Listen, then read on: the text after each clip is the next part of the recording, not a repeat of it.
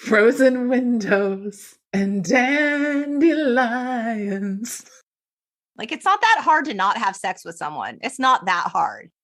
In my memory, it's like Atlantic City, oh, industry, auto titsling, she dies.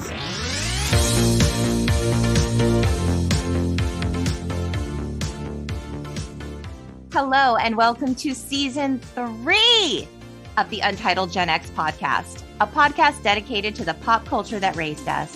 I'm Lori, a writer and pop culture lover who's ecstatic to welcome back Cate, my childhood best friend and season 1 co-host, to laugh a little and cry a little at the story and glory of love and friendship in 1988's tearjerker, Beaches. Welcome to the podcast, Cate. You have been so missed. I've missed you and I've missed everyone, and I'm sorry I had to go away. But sometimes life is like that. Often life is like that. So, of course, Often. people want to know, where have you been? What have you been up to? What's the good word with you? Yeah. So I'm still in the Pacific Northwest.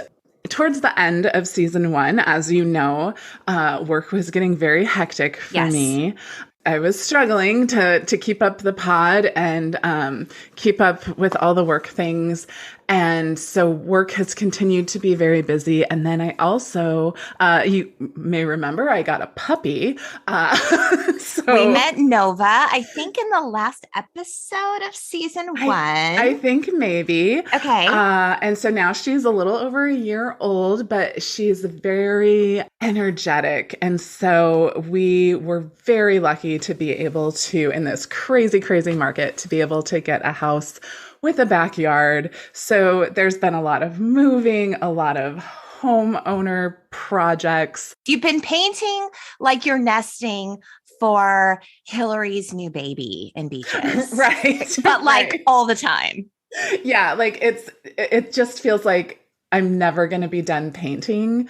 And that's really all I want. In fact, I was painting this morning. You can see on my shirt. So you're in full nesting mode with your home. Yeah. So it's just been, and like there's some things that need to be done to it that require, people to come in and do that work. And if anyone is trying to get things like that done 2 years into the pandemic, you know that it's very challenging. So it's just been a lot of coordinating and just, my life is very busy. In fact, you know that it took a while for me to be able to carve out this spot. I know. I was like, okay, Cate, no pressure or anything, but like, I would really love nothing more than our episode to be the first episode of season 3, because I've been recording with other folks and I'm so excited about those episodes. You guys, it's going to be a really, really fun season. I have remarkable guests, but I wanted you to be part of the inaugural episode for season 3. Like, can you carve out the time? And I know you've been just so slammed. So thank you for taking the time. I know everyone's really excited to hear from you. And Beaches, I mean, we were super into that movie, or at least I was, and I dragged you along for the ride.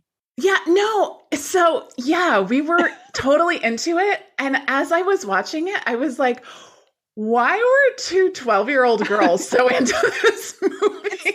The actual saddest. I remember watching it as a 12-year-old and being like, that's super sad that she died.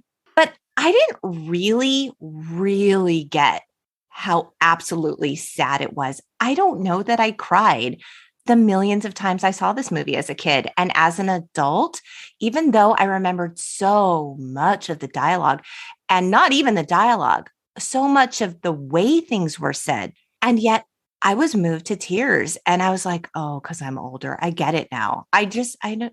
Well, and you have children now, right? And so, yeah. So I'm sure that it hits a little differently. And so I went back.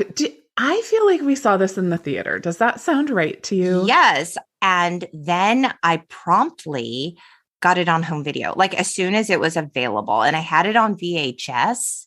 And I also had the soundtrack. And we were obsessed with the soundtrack. I mean, it's still like, it's a good soundtrack. It's a fire soundtrack. It holds up to this day. It's fantastic. And so much of this film in my memory is wrapped up in you. And so I thought this is perfect. It's about friends. Hopefully nobody's dying here, but I'm just so excited to talk about it with you. Yeah, I'm excited as well. So, and it was really fun to revisit, but also oddly, in my mind, the part with them young is like half the movie. Right. Okay, same. That felt really big to me back then. Yeah, I mean, they were 11, we were 12. I think we just saw ourselves. Right. But it just seemed like that was like half the movie, and then it flashed back to that a bunch. And then I was watching it and I'm like, that is a very small introduction. It's like 15 minutes of the entire film. Yeah, and the film is over 2 hours. So like in total, it's maybe 15 minutes of the film. Right. Yeah. So funny how your mind just... Right. And I feel like when we were kids, like you were totally the CC. I was. Yeah. And I keep writing in my notes that her name is Whitney. It's not. It's Hillary Whitney. It's Hillary Whitney. Yeah. But she does look like a Whitney. Right. And I feel like I was totally the Hillary. Yeah. I mean, for sure. Like I wasn't trying to be a star when I was a kid. Not really. But I was performing. I was doing things. Yes, you had that joie de vivre. I was making my friends be Molly while I pretended to be Annie. And I think you very much, like, you dressed in dresses, very like, kind of frilly dresses often. I identified with Hillary. My mom did my hair every day when I was a little girl. I had impeccable hair and it was long and I wore dresses often. Yes. Yeah. Now, neither of us were like exceedingly wealthy or exceedingly poor. Like we were just very middle class. Mm-hmm. So for sure, like I think I always identified more with Bette Midler's character. Well, then let me ask you this. Am I your hero? Am I the wind beneath your wings, Cate? Because I mean, if I am Hillary. Have I never told you you're my hero? Okay, I think we should get into the film because there's a lot to talk about. We should, because I have many things to say. Oh, good. I'm really glad. Okay, so let's jump in. This film was released on December 21st, 1988. Solstice. Ooh, winter solstice. Yes. So the budget was $20 million. The box office was $57 million. It did real well. Did very well. Yes. And it was directed by Gary Marshall, who, God bless. I know, that's the first note I have. I'm like, oh, Gary Marshall film. Gary Marshall directed Pretty Woman, The Princess Diaries, and Overboard. Oh. Overboard. And we love him. And he was Penny Marshall's brother. Right. He just, and Carmine is in. He's in it. I know. I'm like, oh my God, the big ragu is in this film. Right. And so hopefully, like, if anyone is listening who is not Gen X, who is younger than Gen X, you're going to be like, who's Carmine? He's from this show that was he originally on Happy Days? Oh, I don't know. Maybe. I only knew him from Laverne and Shirley, but maybe. I can't remember. He might have started on Happy Days and then spun off onto Laverne and Shirley. Okay, I feel like I should know this. Laverne and Shirley is a spinoff of Happy Days? I think so. Yeah, I think they were like a small part of Happy Days and then it spun off into its own show. That makes sense. It's understandable because I always loved Laverne and Shirley. Oh, same. Okay, so this film is based on the 1985 novel Beaches by Iris Rainer Dart. And the original drafts of the script were actually titled Remember Me, which is ironically a very forgettable title. Remember Me. Right. Remember Me. Wait, remember what? Right. Like what? I already forgot. Yeah. And it's so funny because I don't, and now I feel a little dumb. But I don't think until this very moment, I just accepted that it was called Beaches, and I never really thought about why. I remember being young and thinking, why is this film called Beaches? Like, they're not at the beach that much, but they actually are. They are, and they met at the beach. Yes. And then, so the beach is very significant in their friendship and their lives. But somehow that was completely lost on me as a kid.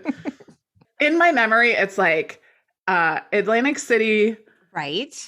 oh, industry, auto titsling. Right. She dies. Basically. Well, you forgot a part. Pouncer the Wonder Cat. Oh, yes. I have a note about Pouncer the Wonder Cat. Yes. We will talk about that when we get there. Same, exactly the same. Like Yeah. those were the high points, and that's what I remember. Mm-hmm. And strangely, the sorrow was really sort of lost on me. I mean, because we were so focused on Pouncer the Wonder Cat. Yeah, I think and so. like the cheating husband.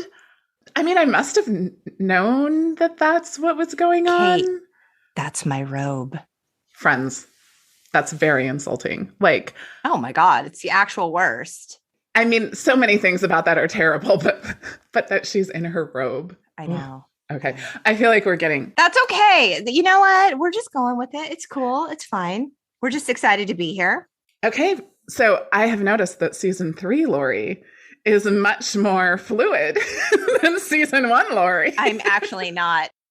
My brain still feels a little scrambled when things get out of order, but I'm trying to come to peace with it because I can't be so linear. Yeah, no, you're doing great. Well, I'm trying, but yeah. Yeah. You are my hero. I am the wind beneath your wings. You are. And in this episode, you know what? You get to be the George Michael and I'll be the Andrew Ridgeley here. It's cool. It's fine. Yeah. I mean, I'm pretty sure that I was just well, really you were voted the Andrew Ridgeley. So by default, it was the George Michael. Yeah. So, there you go. Okay, let's start at the beginning. So the film begins with adult Cece, obviously played by Bette Midler, rehearsing for her upcoming show at the Hollywood Bowl. I hate the Hollywood Bowl. I have feelings about the Hollywood Bowl. They screwed me over big time. Wait, was that Bob Dylan and that was the Bob Dylan and Paul Simon concert? Yeah, that's a story for another episode. But yeah, I have no love for the Hollywood Bowl, but she is rehearsing Under the Boardwalk. Okay, why do I associate that song with Bruce Willis? Was that like an episode of Moonlighting that you caught when you were like 9? I don't know. I like in my brain, when I hear that song, I hear Bruce Willis singing it with like dark sunglasses on. Does someone know? Did I make that up? Is it like how we thought there was a robot in the Guns N' Roses? Oh my God. I never told you this. I forgot. Okay. Sorry, guys. Quick tangent here. I need to tell Katie something. Kate. So I have had now 2 people come back to me and tell me there was something. Oh my gosh. Wait. I shared this on my Facebook because I'm Gen X and I still use Facebook about, I can't remember what they call it. It's some kind of syndrome, like the Mandela syndrome. Oh, yes, the Mandela effect. Yeah. And like they talk about how like Shaggy like doesn't actually have an Adam's apple that's really prominent and all that stuff. So now I'm like, did we like jump into a different time? And like in our time, originally, there was a robot in that. And like it's kind of like that movie Yesterday, right? Like we like somehow like are remembering a past that hardly anyone else does. You are entirely more woo than me. So like it makes sense that you might think that. I don't know, but I have had 2 people come back and tell me like there was most definitely a cyborg in that video. Thank you to those 2 people. But I don't know. I promise not to make the rest of this episode about that. It's interesting. Anyway. Yeah. Anyway, back to beaches. We just want you to reminisce with us about season 1. It was a good season. It was fun. It was fun. It was like, I have for sure like missed it. Yeah. I'm playing like older episodes on repeat and it's been fun to revisit those. Yeah, for sure. I've listened to them. I've listened to your new ones. It's been fun to listen to all your different guests. And I'm excited for the ones that I have a little inside track. So I know who's coming. You know who's coming. Yeah. In season 3. So I'm excited for all of you. It's going to be fun. So, all right. She's at rehearsal. She receives a note and she like bolts out. And we're like, what is even happening? She's trying to get a flight to San Francisco. She can't get it. Fog's lift. She goes and she rents a car and she's driving all night. And as she's driving in the pouring rain, she is reminiscing about her best friend, her life with her best friend, Hillary. This is when we get to the origin story of their friendship. Right. Because as someone who has taken many road trips, You have a lot of time to do a lot of thinking on road trips. Yes. And she does. And this was before the era of podcasts, and specifically the Untitled Gen X podcast. So she's got nothing to do but think. She's losing radio signals. That's a long drive. It is a long drive. It's rainy. Their origin story begins when they were 11 years old. And we see a proper, well-dressed, well-groomed little girl, Hillary, crying. She's like on the beach, and I think it's the steps up to the boardwalk. Under the stairs is a little girl, the fantastic, world-famous child wonder, Cece Bloom. Ta-da! Played by Mayim Bialik. Of course, from Blossom and The Big Bang Theory. And she has an awesome podcast that I listen to. And anyway, she's this redhead, curly, wild-haired girl in her pink sequin, fringy dress. And she pops out from under the stairs and she asks poor Hillary if she wants a drag of her cigarette. Right. Prim and proper 11-year-old Hillary has been offered a smoke from Cece. The wild Cece Bloom. And Hillary is like, I'm lost. I can't find my way back to the hotel. And Cece offers to walk her back. But just then her mother, Leona, who she calls Leona, her own mother. That's not a woman. That's my mother. She arrives and she's like, Cece, you've got this awesome audition. We got to go. And Leona is played by the amazing Lainey Kazan. I know and love her from My Big Fat Greek Wedding. I think she is phenomenal. And she took this role just to be able to work with Bette Midler. Oh, wow.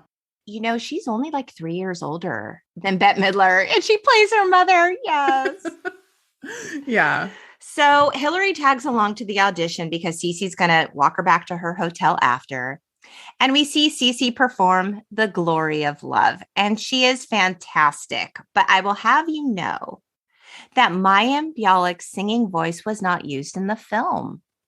Okay, so that's so interesting because it sounds like her. It does. But I was like, how did I not remember that Mayim Bialik could sing like this? Because like, damn, that kid's got some pipes. Yeah, and I actually think she could sing, but Bette Midler wanted to use a different voice that sounded more like her voice as a kid. Mm-hmm. So that's why they went with another voice. Well, they did a good job. They did. It seemed like she was singing it. I mean, I bought it. Once the number is finished, her adversary, who she calls the hand-walking queer, which right, comes in and performs, and Cece's super pissed at her mom because she's like, you're blabbing your mouth. This girl gets the audition because you can't keep your mouth shut. They get in a big fat fight. And this is when Leona tells her, you know what? Let's just move back to the Bronx. And Cece is game. Leona talks about how she doesn't like it. Like she's not happy. She wants to go back to the Bronx. So I was like, wait, was she just so excited that she shared about the audition? Or did she like sabotage Cece's possibilities because she just wanted to be done with it? So she let... Oh, that's interesting. Right? I kind of forgot that Cece even had a dad because we never see him. And I don't get the impression now that I'm older watching it that Leona and her husband are divorced. I think they like each other. Like, I just thought that Leona was a single mom. I did too, but no, they seem like she seems to want to get back to the father. Right. So it does seem, and it kind of fits in with like what we learn later in the movie between the two of them, that like this was really driven by Cece. Cece was the one who wanted to be famous, who wanted to perform. And the mom kind of goes along with it versus I think the narrative we often see is the mom wants the kid to be a star and the kid reluctantly does it, which is sort of what I imagine the story of that little girl who walks on her hand to be. So, yeah. So the two girls, they become fast friends. They go to the iconic photo booth. They take the silly pictures. Do photo booths like that still exist? They do. Okay, that makes me happy. Yes. And then they exchange their information on the back of the photo strip. They tear it in half and they agree to become pen pals. And then we see their relationship unfold through letters, which, oh, how sweet letters. Like, remember letters and getting letters mail and like and having, I always wanted a pen pal, but I just never managed to make it happen. It's just so sweet. So like, we hear in their voiceover work and we see them, growing up and writing each other letters. Hillary, she spends her summers at the beach house. Mm-hmm. Hence beaches, Katie. Right. Hence beaches, because they met on a beach. Right. And then there's this beach house. There's this beach house in the family. Yes. And, she's taking horse riding lessons and Katie, she's sick of words like well-bred, cultured, proper. And then we see her as a college student and she says she's decided to study law to have an effect on the world. She's going to go to Stanford, think like she's fourth generation. She's legacy.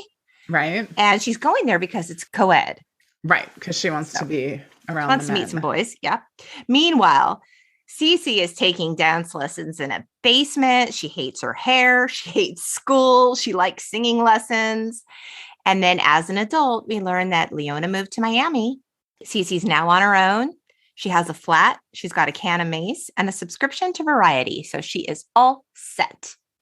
So right. Cece's out to live a dream and Hillary is out to make a difference. Okay. Right. Cece's trying to make a living. She's basically a starving artist. We see her like trying to audition. It's real cattle call stuff. Like she's paying her dues. Right. Did you notice her pants at the one audition that she goes to just before the guy comes and sings Que Sera, Sera? I was like, I want those pants so badly. They were so 70s. They're like browns and oranges and like, loose kind of like, oh yeah, they're great. They were super granola. Yeah, they were cute. Great. I really want them. They were cute. And, we learn through the series of letters that Cece is lonely and depressed and she never gets any work. But now she's going to try her hand at being a jazz singer.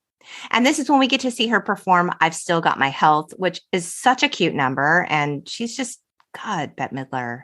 She is so talented. That woman. Lord.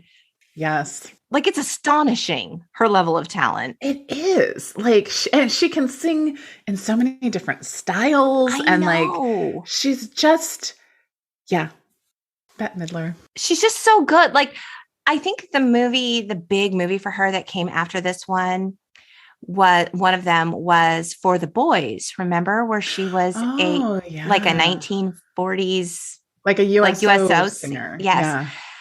And that soundtrack is so good too. I mean, yeah. Well, and her voice is so unique. It's like, it's beautiful and it's very one of a kind. And sometimes when people have a one of a kind voice, like, and not in a good way. But hers is great. Like, we see her performing like this jazzy number and then she can do like ballads and then she can do Broadway and she can she's just. Yeah. Like kind of folky music, jazzy music, poppy music. Like she can do it all. So good. Oh, Bette. Oh, Bette. We love you, Bette. So this is when Whitney walks in with her bags. And she like approaches Cece and Cece thinks she's coming on to her. Right. And she has a bow in her hair, Hillary, because Hillary has a bow in her hair so much. She's so buttoned up. Because it's like, what is it? Like the late 60s, early 70s in New York City. And she's got this like very prim and proper bow in her hair. And she takes off her hat and she's like, Cece, don't you recognize me? And then she's like, oh my God, Hillary? God, in my notes, I wrote Whitney everywhere. Forgive me if I call her Whitney because that's what I wrote in my notes. So she is thrilled to see her. And we learn that Hillary just walked out of her life, Kate. She walked out of her life, her job, her apartment, and her father. And her money. And her money. She was feeling suffocated. And you know that I was like, Hillary was the original Rachel Green. Oh, yes, yes. I was like, wait a minute. I've seen this storyline before. Mm-hmm. So she walked out of it all. She needs a place to stay. Cece's like, you can stay with me. And of course, Hillary is used to a different kind of lifestyle, different kind of accommodations. And here she takes poor Hillary to her apartment with the drunk homeless woman on the stoop. Her apartment is so small. The bathtub's like in the kitchen. They have no heat. Bang, bang, bang, send up the heat. Right. They have to hit the radiator to get the person on the lower floor to like, I guess maybe like if the person on the lower floor doesn't have the heat turned on, it won't go I up guess. to the top floor. I don't know. But it's like the house is so tiny. It's a tiny little apartment and like it's just full of stuff. Hillary's looking around and she cries, and we're thinking like, is she crying? Because she's like, I can't stay in this shithole. But no, what am I going to do? Because she is finally free, Kate. She's finally free. She feels very liberated. Very liberated. Did she come to the city? Did she already have the job with the ACLU? I don't think so. I don't think so. I think she like legit dropped everything, packed up. Didn't know what she was doing. No, moved in. And then she was like, okay, I got to get a job. Yeah. Okay. But she wanted to make a difference. So she gets her job with the ACLU. Now Cece has moved on to performing singing telegrams, which I guess this was a thing. Have you ever been a part of one? Have you seen one in action, like IRL? Like it seems like a movie TV trope. Right. I wrote that in my notes. Like, do you know anyone who's ever gotten a real live singing telegram? Because like in Elf, like that's the whole premise that they think Buddy the elf is there to see his dad as like a singing whatever message. And in Friends, they use the singing telegram. They've used it a couple times. It's always a thing. And I'm like, it would make me so uncomfortable to be on the receiving end of a singing telegram. Right. That you have to stand there. Like, send me chocolates and flowers, please. Like, I have to stand there and, like, at least pretend for the poor singing telegram person to be enjoying it. But I actually want to die inside a little bit. Right. I mean, like, Christmas carolers is one thing. Like, okay, that's kind of sweet and quaint. But, like, if you've ever either participated in a singing telegram, ordered a singing telegram, especially if you've received a singing telegram, please let us know. What's that like? Did it feel good or did you just want to die? Imagine someone coming into your place of business and all your coworkers are around. Yeah, I don't know. Hard pass. Yeah. Yeah. So she's a singing telegram performer and she's dressed up like a bunny. Yes. She sings a lovey-dovey telegram to John, played by John Hurd. John is impressed with her voice, and luck would have it, Kate, he is the artistic director of a theater company called the Falcon Players, and he invites her to audition. He does, and she's so excited, but Hillary took her to this place so she could do the singing telegram and needs to go. So Hillary comes to pull her away. Right, because Hillary is late for like a rent strike. Some sort of rally. Yeah, something's going on. And I somehow as a child completely like missed the thing between Hillary and John. Oh, you did? Yeah, like I didn't really remember, or maybe I didn't miss it, but I didn't remember it. Because John is like, oh, like, are you on your way to an audition? You look so nice. And she's like, oh, no, I'm a lawyer. And then they're like all into each other. And right. He is taken with her and Cece sees it. Yep. Cece gets a part with the Falcon Players, a little 2-line part that is fraught with meaning. And she's just kind of expected to put her time in. Right. With them until maybe something better comes along. So we see her at the Falcon Players like, I have this bullshit 2 lines. I'm more talented than this. Right. But as anyone who's ever been an actor knows, like sometimes the leads don't go to the most talented people. Just saying. This is true. There's always some politics involved. There's always something. Then from this little 2-line part with the Falcon Players, we see her in the steampunk Sgt Pepper Spectacular that is O Industry. And it's very avant-garde.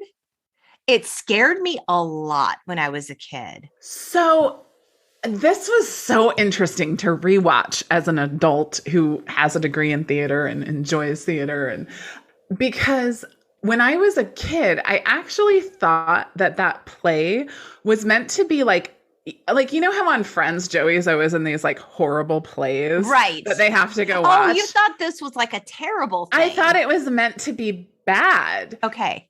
So that's how I interpreted it. And then when I was watching, I was like, this is so cool. Like, I would love to see a play like this. Now I want to know what the rest of it's about besides just this closing number.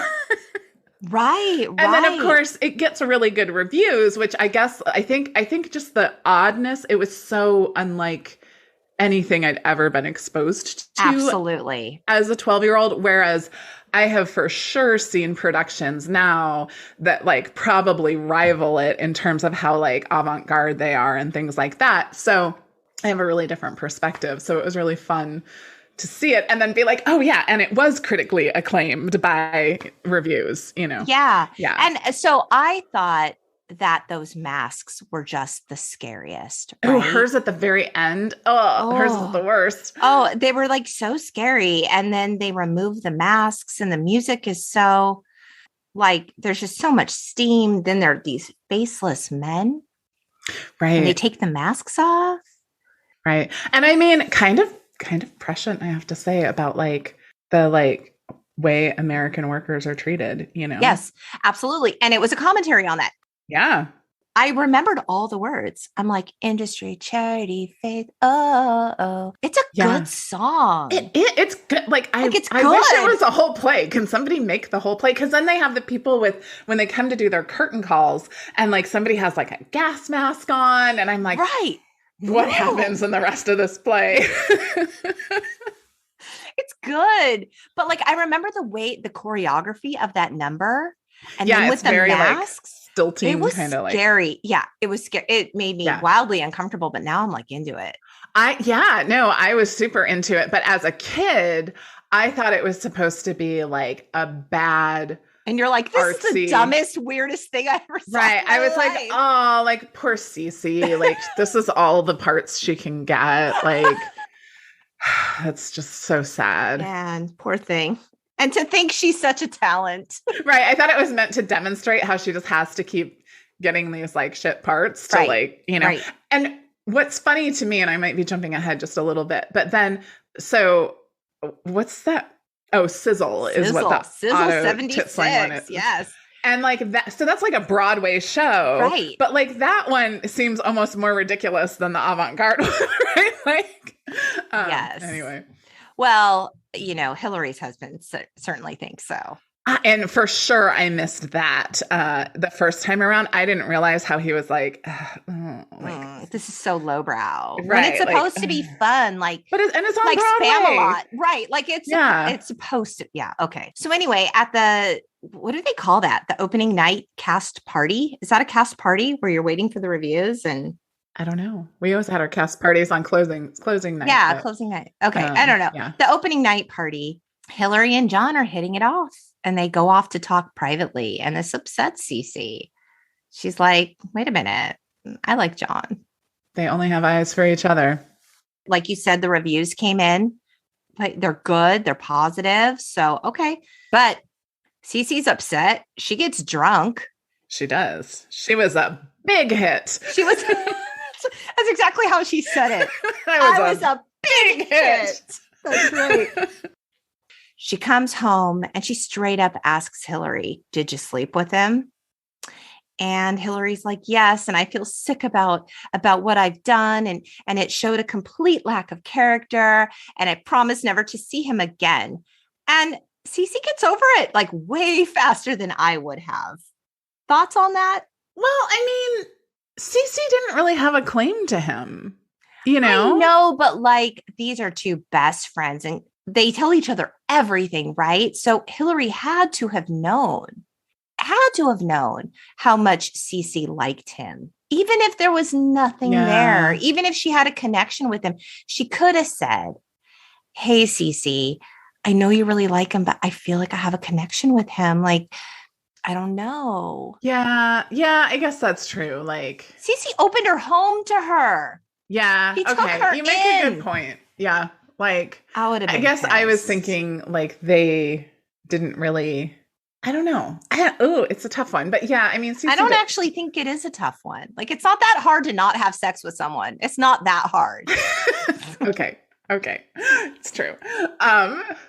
But like, I guess what I'm thinking is that like Cece maybe initially was interested in him, but like the connection between Hillary and John, of course, happened. Have a conversation. Let's talk about it. Yeah, a conversation would have been nice. Like, and so unlike Hillary to just like hop into bed with him.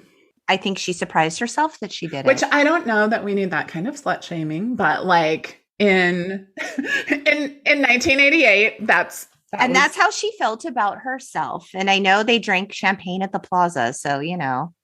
Hillary asks her, "Should I move out?" And Cece's like, "No." She's like, "It's fine. No, we're cool." So okay, fine. Yeah. But Hillary's got to leave because her father is sick.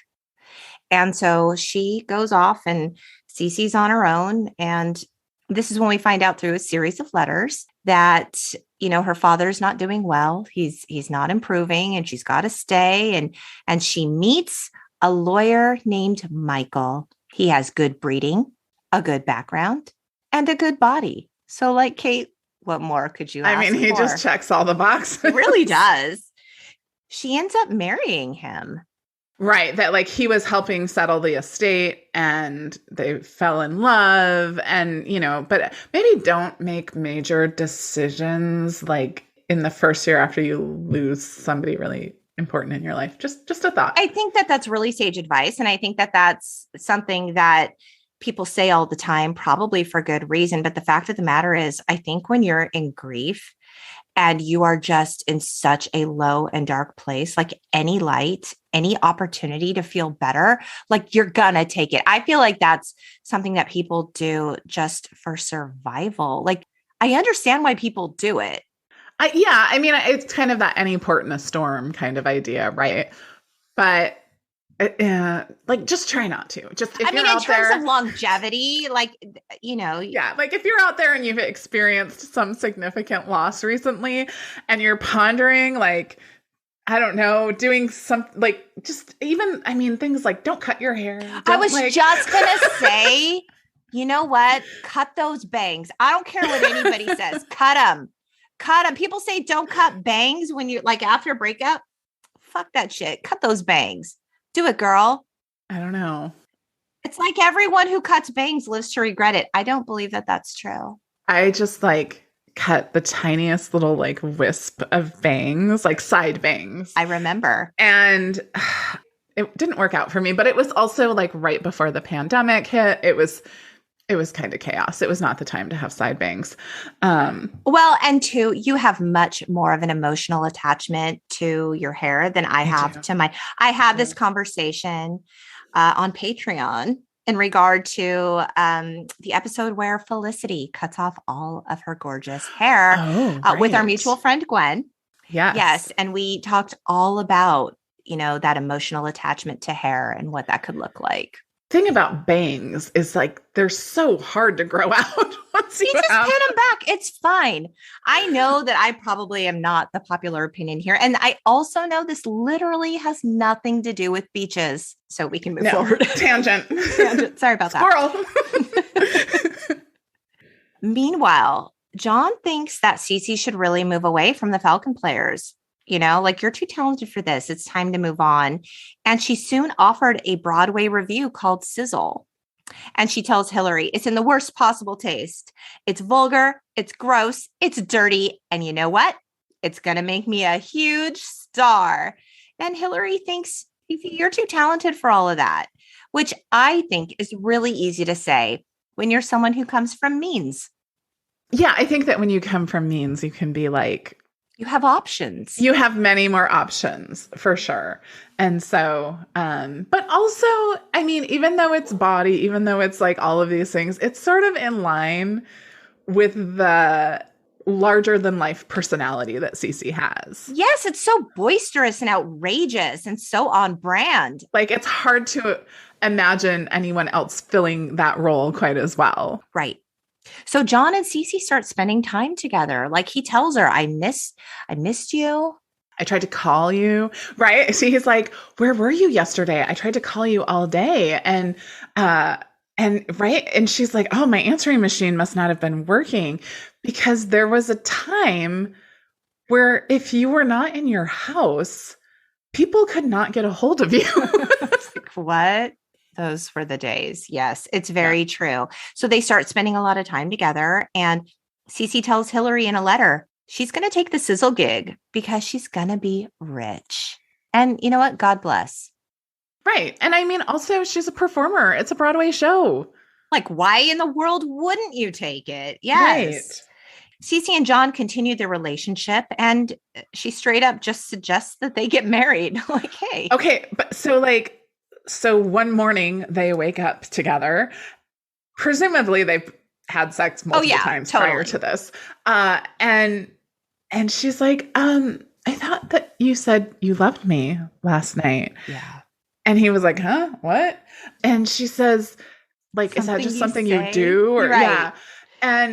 And then he says this, and he says no, and she kind of doesn't believe him. And he says, I'm a womanizer, not a liar. And then the next thing you know, they're getting married in front of the Justice of the Peace. Yes. And you know who played the Justice of the Peace? Who is that? Okay. His name is Hector Elizondo, and he is the Pretty Woman. Yes, he's the hotel manager in Pretty Woman. We love him. Yeah. And I like have in my notes, they got married. People get married in this movie very quickly. Oh yes, there's no courting. It's a common theme throughout the film. We'll talk more about it later. We will. Obstetrician. Yes. A doctor. I can't believe I'm marrying a doctor. So when they get married, John immediately has a very oh shit look on his face immediately right after. And then this is when they kiss and she slaps him. Right. And he's like, why did you do that? And she's like, because I want you to always remember this day. It's the happiest moment of my life. And I never want you to forget it. Does that make sense? So you might be interested to know, Cate, that in the book, John is revealed to be a pedophile. Oh, I know. Like he's so truly, for the most part, likable in this film. They don't have like a terrible divorce. They're very kind and supportive of each other. Always. So like in the book, she leaves him because he has this like. I mean, maybe that would make sense to me. I kind of hope that was the case. But I sort of feel like that is an unnecessary plot twist. But I don't know. I can't judge because I have not read the book. Nor have I. Also, there's something about the way that the actor who plays John, that he looks that reminds me of John Corbett. And so like I can see it. Yes. It just 100%. Like, makes like I love John Corbett. And John Corbett was in My Big Fat along with the woman who played Leona. There's like this weird thing. Yes. And like ever since Northern Exposure, I have just found him like so completely endearing. And so I just can't hate a character that looks like John Corbett. Wow. So this is when Hillary and Michael travel to New York to see Cece perform Sizzle on Broadway. Right. And I'm sorry. And all of its body glory. Dude, it is fucking fantastic. Can we agree? It's so good. Like whoever wrote the Otto Titsling song. Hello, Cate. Did you know this song was actually on Bette Midler's 1986 album, Mud Will Be Flung Tonight? I need to double check. I think Bette Midler may have written it. Oh my gosh. It's just so fun and genius. And like, it's so good. Like, I love it so much. And like all of the stuff that goes along with it. And like, I know all the words. I still know all the words from when I was 12. Yeah. Yeah. Because do you buy a titsling or do you buy a brassiere? The musical theater actresses with their giant boobs.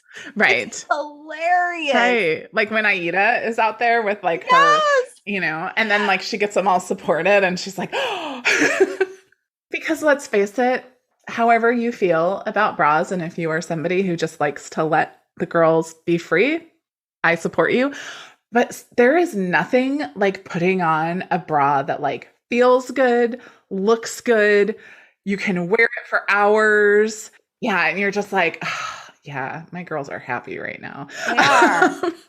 and, you know, the other side of that coin is there is nothing better at the end of the day than taking that sucker off. This is so true. Like my husband has told me, like, I know once you take off your bra, we're done for the night. Like we're not going anywhere. We're not going to run out to do anything because you are not putting it back on. It's like the signal. It's the universe, like, and I have decided I am done. Right.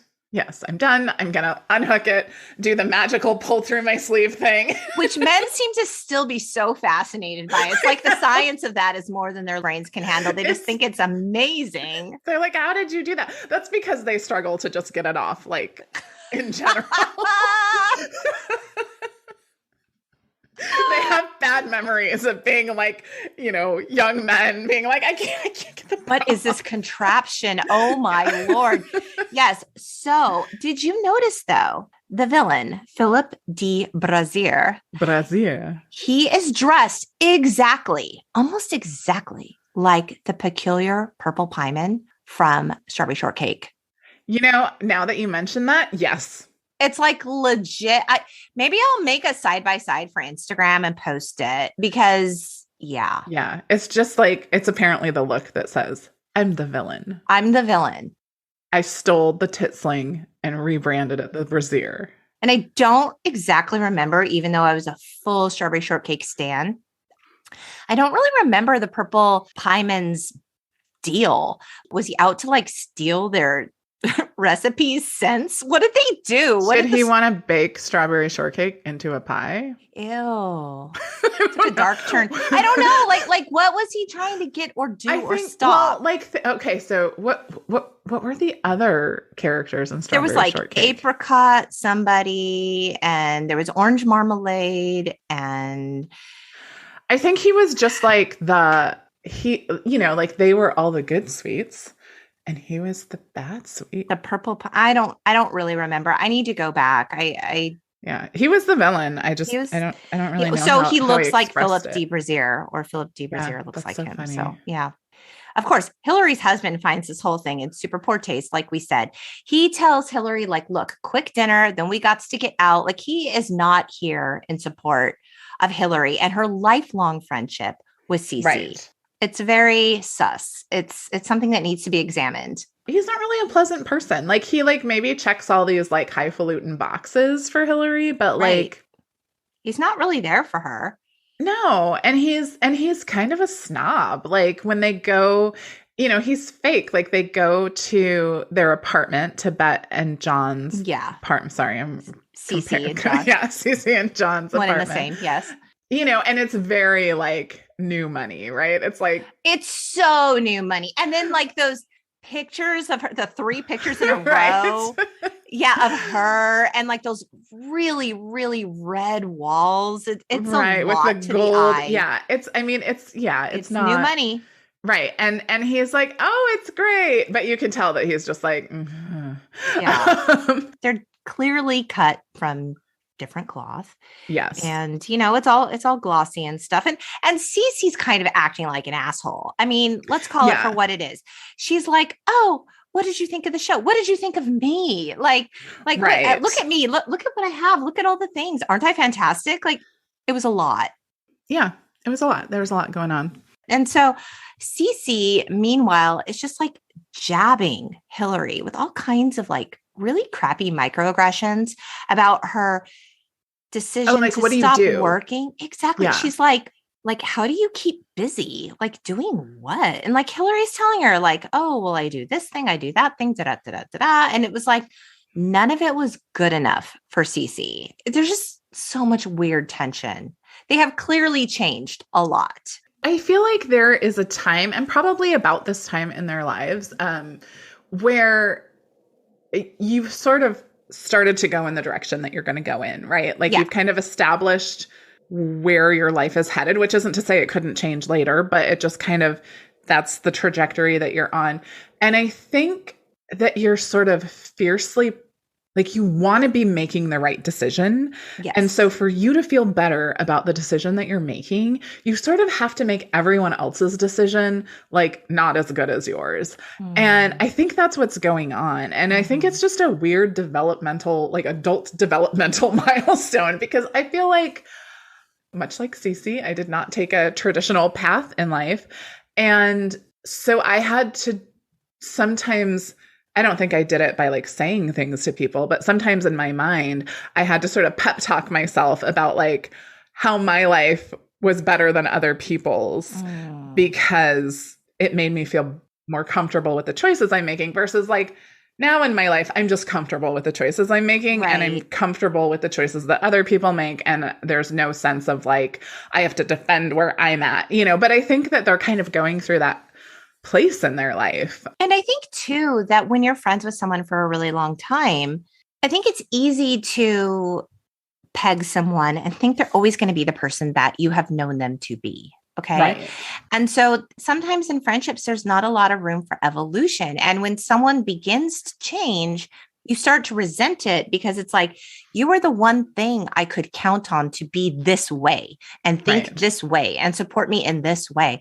And now that you're changing and you're becoming someone I don't quite recognize, it's uncomfortable for me.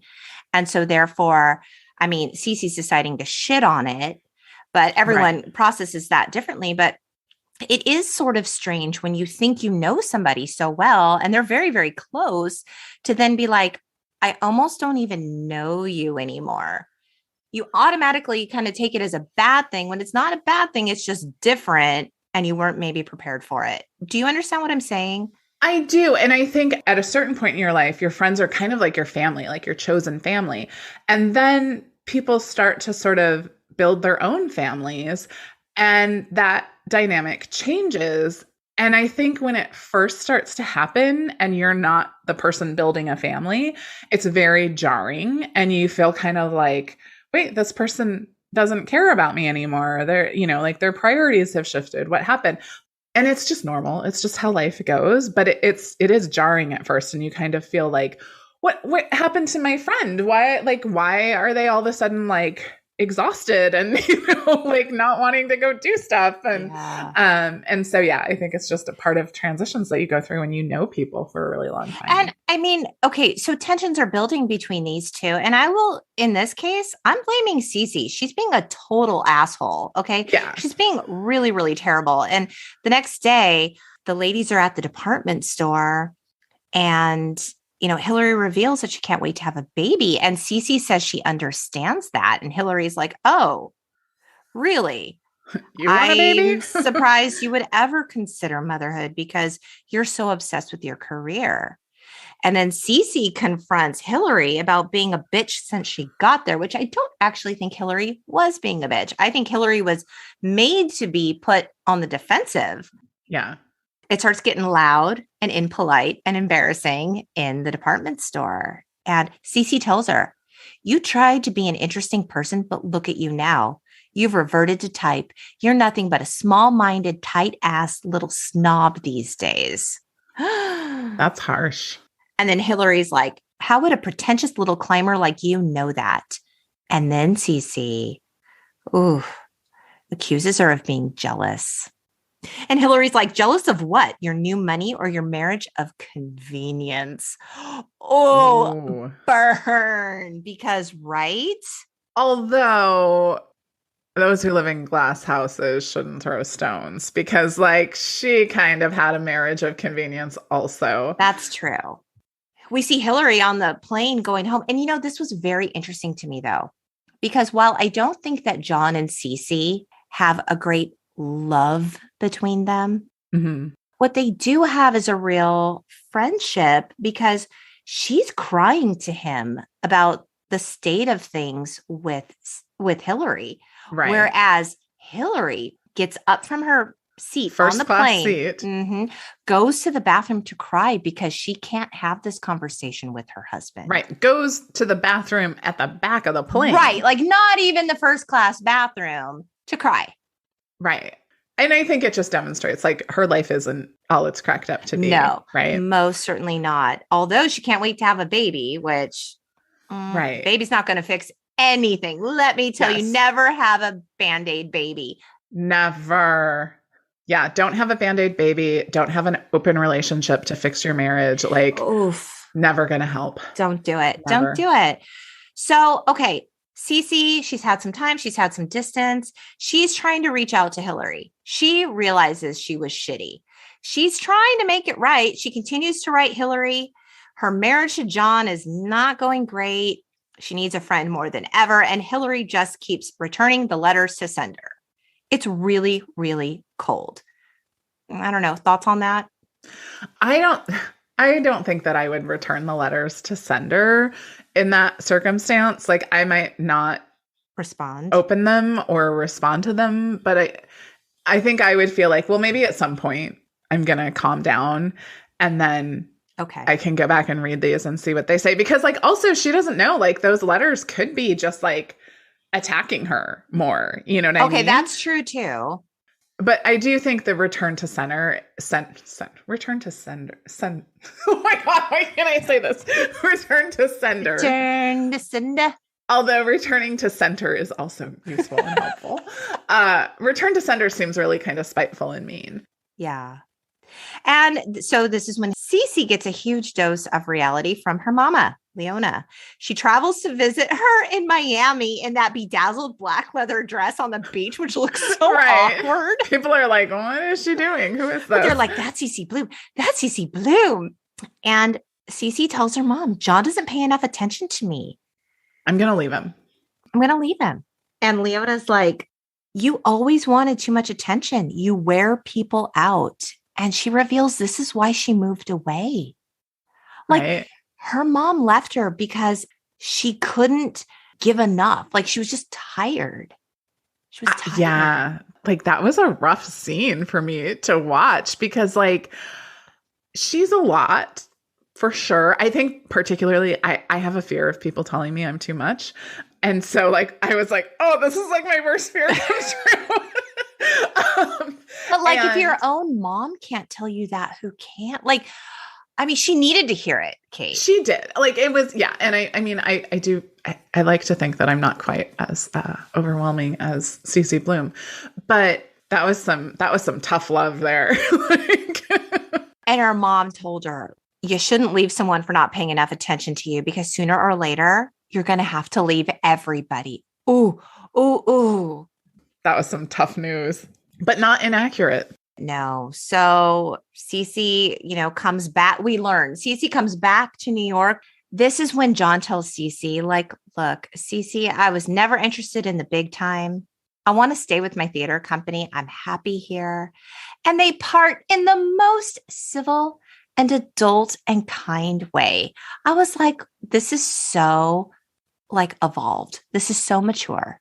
Yeah. And it was because what did he say? Like that he just didn't like want to hate her or didn't want to hate the relationship or something. Exactly. And I think the hopeless romantic in me wants to think like, oh, you meet your person and you live happily ever after. But, I think that there are relationships sometimes that really are not like, it doesn't mean the relationship failed because it didn't last your whole life.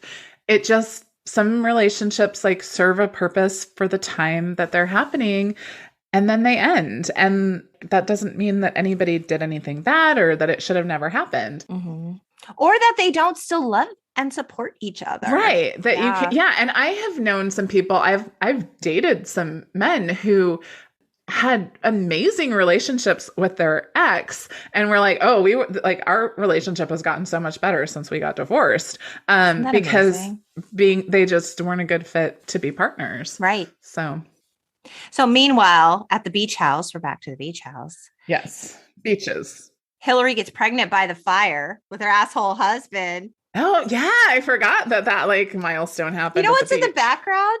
There's Franzia. Remember the wine? Oh yeah. Which is like, is it like cheap ass boxed wine? I thought you guys are rich. Right. Like, where's the Dom? Like, what's happening here?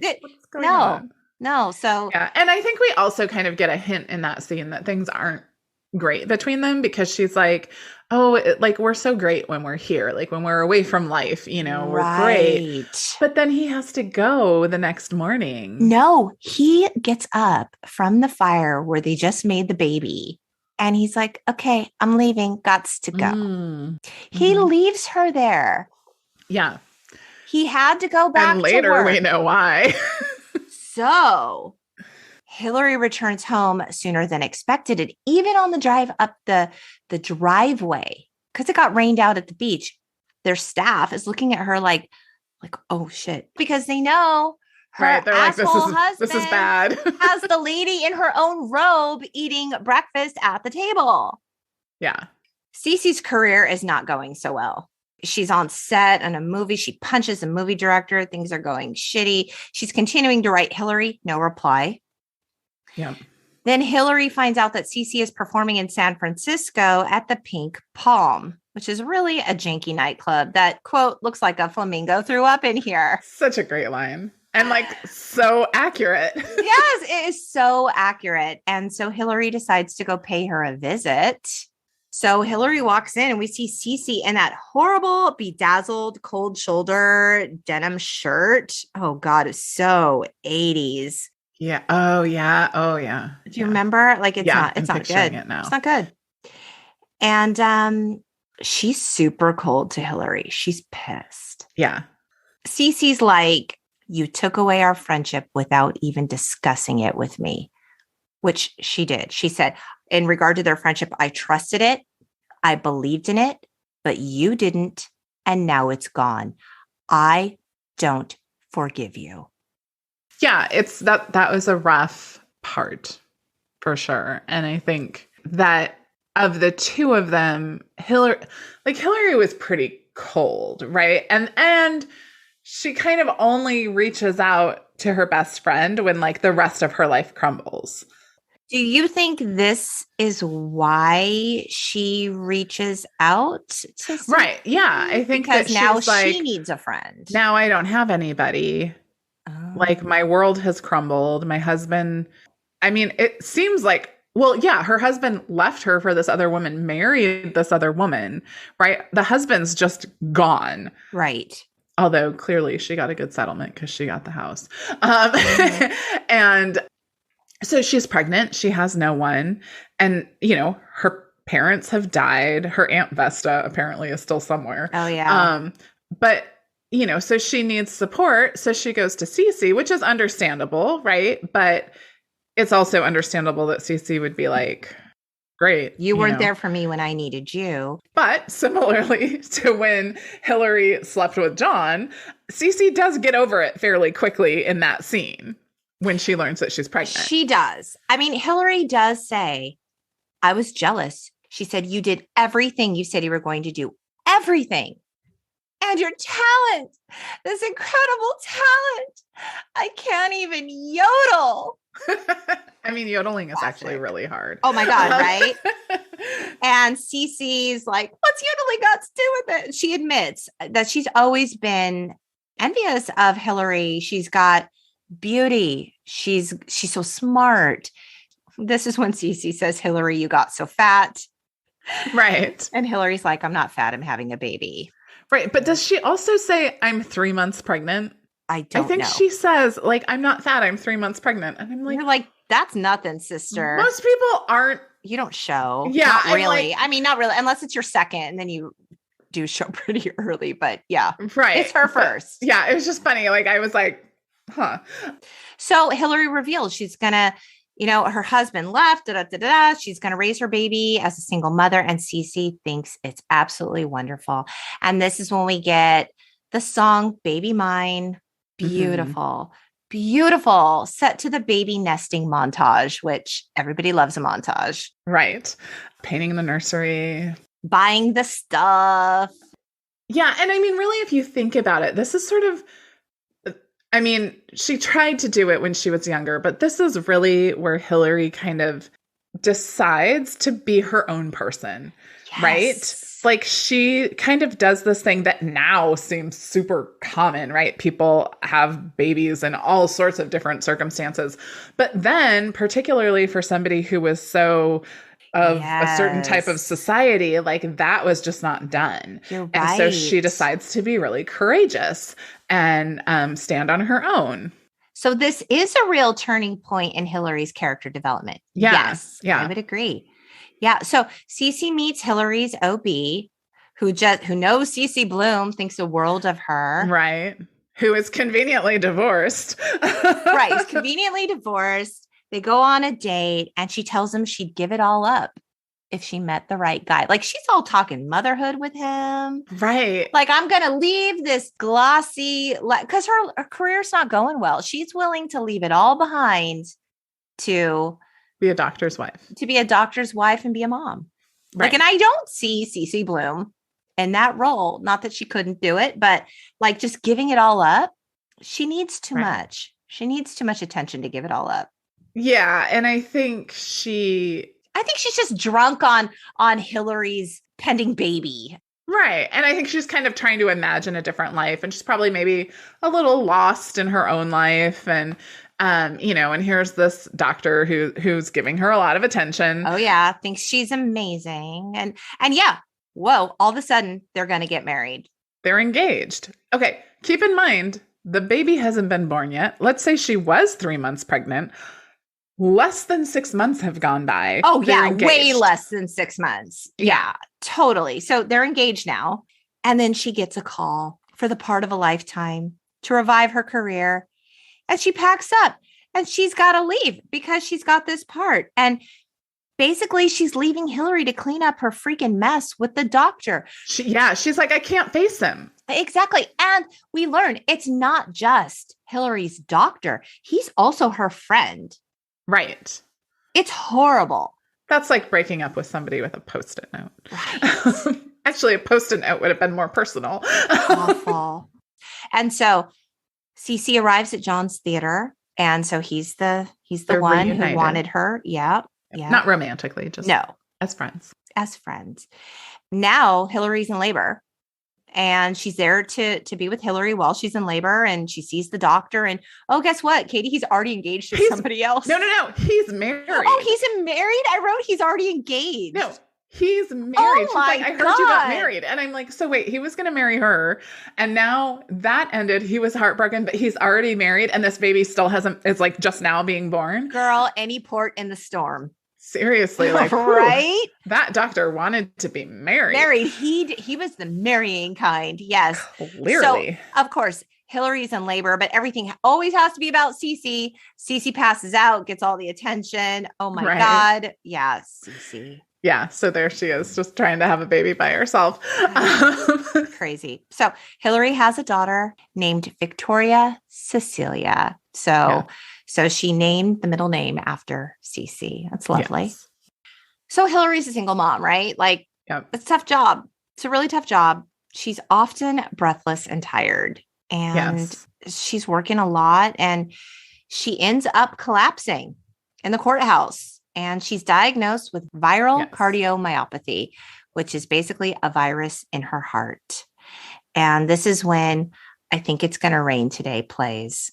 And we see Cece in studio for her new album. And we also see Hillary researching everything she can find out because about this.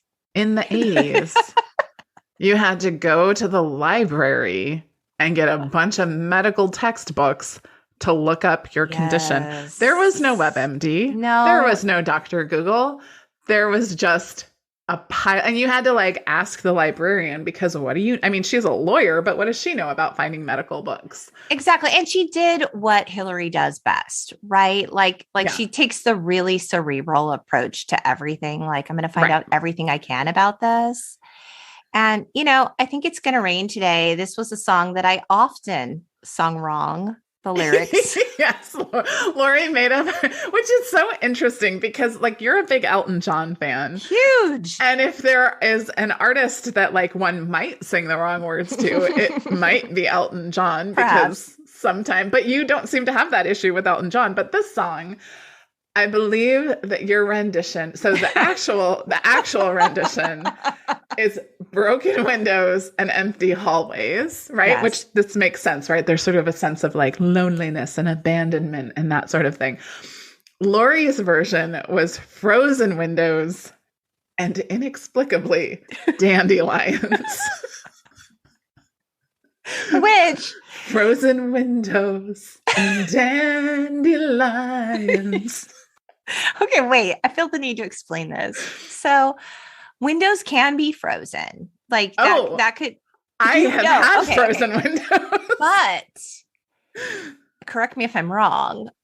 if the windows are indeed frozen, there ain't no dandelions anywhere. I mean, unless there's a freak spring storm, a big cold snap.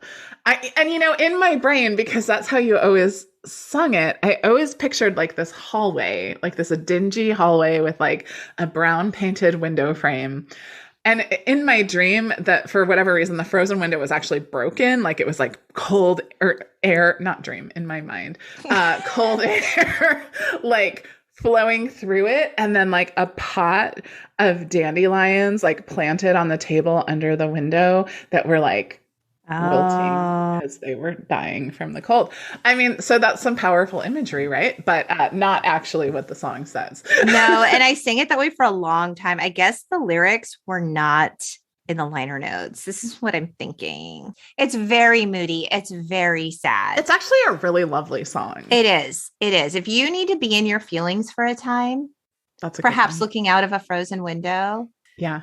With some dandelions, you might want to consider putting this on your Spotify. But Hillary needs a heart transplant, like straight up, right? She needs an organ donor, but she has a rare tissue right, because type. she clearly has a very severe form of viral cardiomyopathy, because often people just get better from this. Like it doesn't. Oh, they do? Yeah. Like there's different levels of it. And she clearly has the severe one. She got it bad. Yeah. She's like, school's almost out. I want to go to the beach house for the summer, because she knows. Well, they were going to go to the beach house. They had plans, because remember the little girl was like, I don't want to go for the whole summer. Who am I going to play with? Before she collapses. You're right. Yeah, because she's like, I have this flu I can't shake. I just want to go and relax. And I'm tired. I'm tired. And the girl's like, you're always tired. Right. She ends up inviting Cece to join them. She and Victoria. Because she can't go by herself because she's so weak. Right. To go to the beach house for the summer. And so, of course, the beach. Here we are. Hence beaches. Yes. Then we see what I think is really interesting in the arc of Cece's character is that Cece and Victoria are like struggling living in the same space. Like, because they're both used to having all of their mom's attention, right? Yes, they're very similar. Yeah. And I mean, in all honesty, like Cece's being super petty considering this is a child. Yes. Oh my God. And, but she is funny, like, and how she just like kind of struts around like, you little thing. But then she starts to actually like play with her, and they start to kind of build a better relationship. But also Cece's like very real with her. Like Cece doesn't mince words or whatever. She just tells it to her like it is. But Hillary, seeing them together when she's unwell and depressed and all of this stuff, gets upset.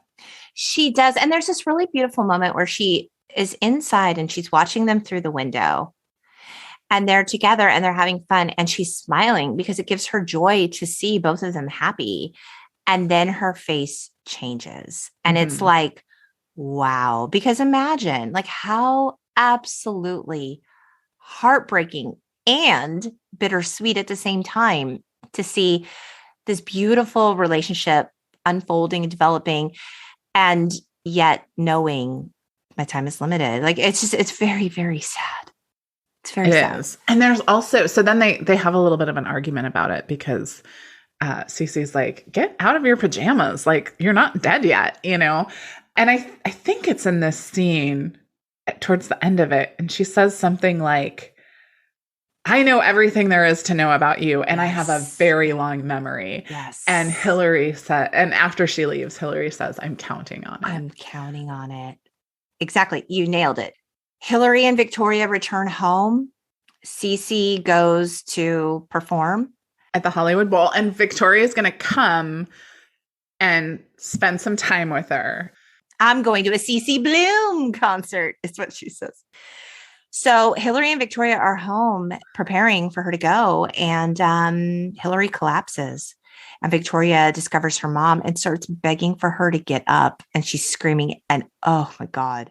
Oh, I started to cry. This is when I started to cry. It is a very powerful scene, because she's like, get up. I don't know what to do. And she's saying, please, please. Oh my gosh. Yeah. So Cece arrives to the hospital and she finds a very, very sick Hillary. And Hillary tells her she wants to go home. This is when Wind Beneath My Wings begins to play. Yes. So Cece takes Hillary and Victoria to the beach house where beaches, Kate, we're back at the beach. They're at the beach, in case you missed it, like I did when I was 12. Yeah. So they're at the beach house and Victoria and Hillary have all these really beautiful, special moments together. Mm-hmm. Oh my God. While Cece watches from afar, Katie. And here's a fun fact. You can go and visit the actual beach's beach house. Where is it? Okay. It's cottage number 13 in the Crystal Cove Historic District in Newport Beach. Oh, it's in Newport. It is. It's in Newport. And it's been made into a museum of the film. You can visit it. I love Crystal Cove. Oh my God. It's paradise. It's beautiful. I feel like I want to go visit it. Super cool. Yeah. We see Hillary and Cece watch the sunset together at the beach. Mm-hmm. And then this transitions into a scene with Cece and Victoria at the cemetery. She has passed. And they address this later because I'm thinking, where's this kid's dad? Like, she has another parent, you know? I mean, he's so completely uninvolved in her life. We learn. Yeah, because she says to Cece at one point, does my father know she died? And she's like, I don't know, honey. And I don't know. The little girl's like, I know who he is. I've seen him on the street twice. So like they have no interaction. So, I mean, I'm glad they threw that in there because I was kind of like, in most cases, when one parent dies and the other one's still alive, like the kid goes to that other parent. So, right. Cece reveals to Victoria that her mother wanted her to live with her. And she admits to her, like, straight up, I'm selfish. I have no idea what kind of mother I'll make, but there's nothing in the world that I want more than to be with you. And, she tells her, everybody wants you. Right. Everyone wants you. You could go wherever you want. And then she says, can I stay in my house? I know. Which like that, like, I mean, I did stay in my house after my mom died, but there was a point where we maybe were going to move. And I remember that feeling really icky to like think about leaving the house I lived in with my mom. Oh yeah. I mean, all the memories there. And I will tell you, like, because this is not the same, but my parents divorced around the same time that your mom passed away. And we did move. We did move. And let me tell you, a divorce is hard, but moving out of my childhood home, that was probably the hardest part for me. I'm not even going to lie. I had so many feelings about that. I mean, it's your whole world when you're a kid. Like, that's all you know. And my friends were on that street. And it was just right. I mean, we did live on like a crazy, like idyllic suburban street where like almost all of the kids were the same age. And yeah, it was we like pretty played magical. all summer. Like, yeah, kind of crazy. That was the hardest part for me. So when she said, can I stay in my house? I was like, oh, the memories of your mother, everything you know. Right. Yeah, it's hard. Also, like, sometimes when people go through trauma, your brain sort of like sequesters some of the bad stuff so that you like your memories are a little weird or like your sense of time is weird. So my mom died in November of 1988. This movie came out in December of 1988. And we went together to go see this movie.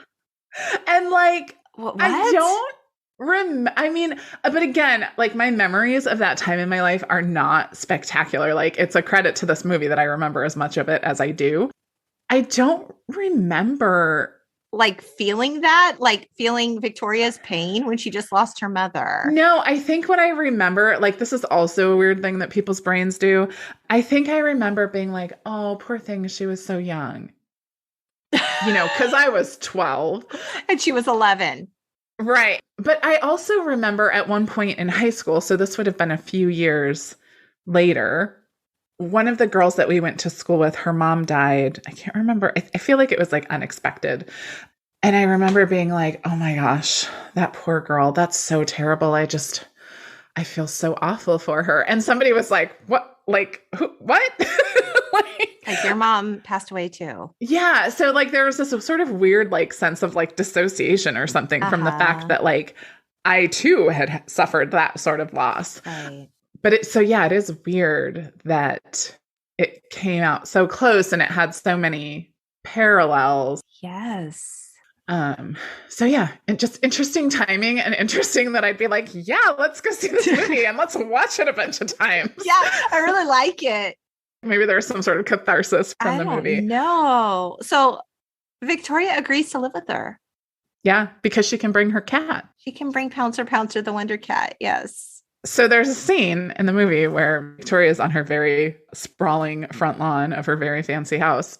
And she's playing with Pouncer Pouncer. And is Pouncer in a dress or something? Is Pouncer dressed up in that scene? I think so. Yeah. So she's like playing with Pouncer Pouncer, the Wonder Cat, and like making the cat do all these like acrobatics and stuff, which Lori had a cat. Was it Muffin? It was Muffin. So I had this cat named Muffin, and I was an only child. Okay. Like I loved she was Muffin, and I had a song for Muffin that I wrote. I will have you know. Oh, I had a song for my cat that I had as an adult. Okay, well, I was a child, so that was a lot more reasonable. It was a good song. She liked it when I sang it to her.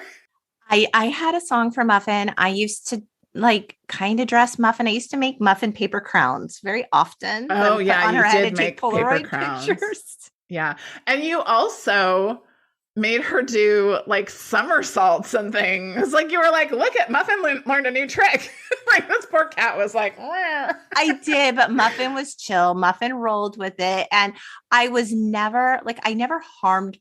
No cats were harmed in the making of my childhood, Cate, and my childhood entertainment. It was all done with love. Yeah. Like she wasn't abusing Muffin. Although I do imagine that if Muffin had her way, she maybe wouldn't have done so many acrobatic stunts. No, Muffin would not have trained for the Olympics, but she did. Right. And I love that cat so much. And when we moved out of my childhood home, Muffin ran away from my new home. So I lost my cat and I lost my house almost at the same time. And that's rough. That was really one of the hardest things for me. I feel like that almost doesn't sound that serious, but like to me in that time, it really was. No, I remember that. Yeah. And and it also like, you know, your first pets or so, because you got Misty later, right? Yeah, I did. But just not the same. It's not the same. You can't really replace a pet. So yeah. Oh my God. I feel like I want to cry right now. I actually feel a little bit sad, but okay. Aww. So this is when we hear the song, The Glory of Love, the song that not to be confused with like Peter Cetera's Glory of Love from Karate Kid 2. Like, no, like the song that opened, you know, the movie essentially. When Maya Bialik was not singing that song, but was doing a really good job lip syncing it. Yes.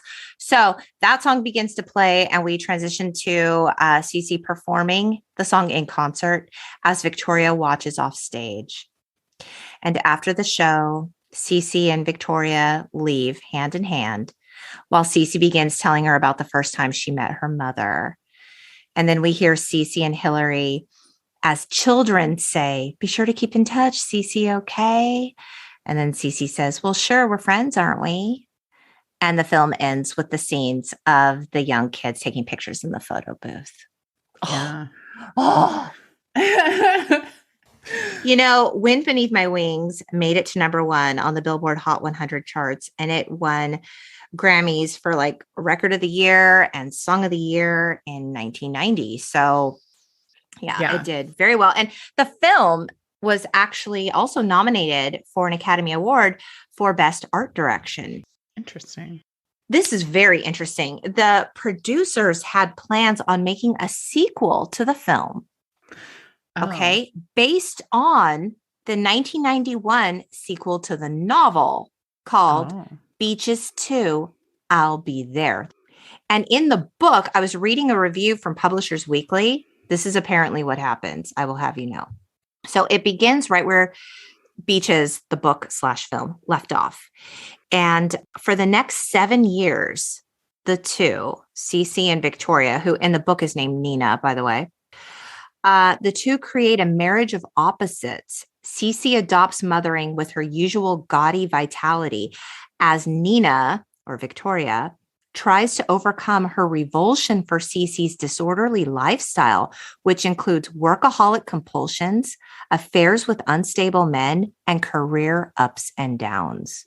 Sounds so dark. Like it is not the happy ending that we all as viewers had hoped. Are picturing as they go up the stairs. For Cece and Victoria. So, which I mean, maybe like more in line with how things shake out in real life, but like, come on. Right. So like, I'm glad it wasn't made because I feel like it would have really like tarnished the memory of the original Beaches. And strangely, they wanted Barbara Eden, I Dream like of Jeannie. Yes. In the lead. And in 1991, she was 60 years old.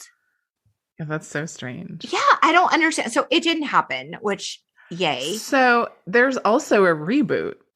So they did do a remake of the film in 2017 with Idina Menzel as Cece and Nia Long as Hillary. Did you see it? I didn't even know it existed until I searched for Beaches on my streaming service and it popped up and I was like, what? Okay. I watched it. I was excited about it. I watched it on Lifetime in real time. And even recently in my Facebook memories, it popped up where I was like, oh, the Beaches remake. This was not good. I posted all about it. No, it didn't hold up. Yeah, that's too bad. But I mean, also, so there's just some things like it's very hard to improve on the original. Yeah. And Idina Menzel, like she's an amazing performer, obviously. Like so much talent, you know? So it's not even like she wasn't good in the role. It was just, it didn't need to happen. The original version holds up pretty well because it is sort of a snapshot of different times in their lives. So it's not like you're like, oh, like this is so dated because like, of course it's dated. Parts of it are, you know, they grew up ago. Right. Yeah. Yes. So did you enjoy it as much on the rewatch as you thought you would? I feel like this is the unpopular answer, but no. I enjoyed it. I felt like the plot could have moved along. I felt like it could have been edited a little bit better. So you're questioning Gary Marshall. Sorry, Gary. Yeah, I don't think that I would watch it again. Yeah. Yeah. Like I feel good about it. I'm glad it exists in the world. Right. It was fun to revisit it and like think about all of those things, but yeah, I'm good. Yeah, I'm good. Yeah. So, okay, Kate. So I'm doing a thing with season 3 where I ask some important lightning round questions. And it's just a fun way for listeners to get a little more insight into who you are and the things you like. So I would like to begin. Right. This is a first thing that comes to mind sort of thing. Okay. I'm really bad at these, but okay. Let us begin. Center yourself, Kate. All right. Pearl Jam or Nirvana? Pearl Jam, 100%. Same. Best fast food fries? Oh, this is hard. So at one time, I would have said McDonald's. Okay. But I have not been able to get a decent French fry from McDonald's in quite some time now. So I am going to say Jack in the Box curly fries. Okay. Favorite 90s fragrance? CK1. A classic. A classic, yes. Did you ever own a bucket hat? No. Good call on that.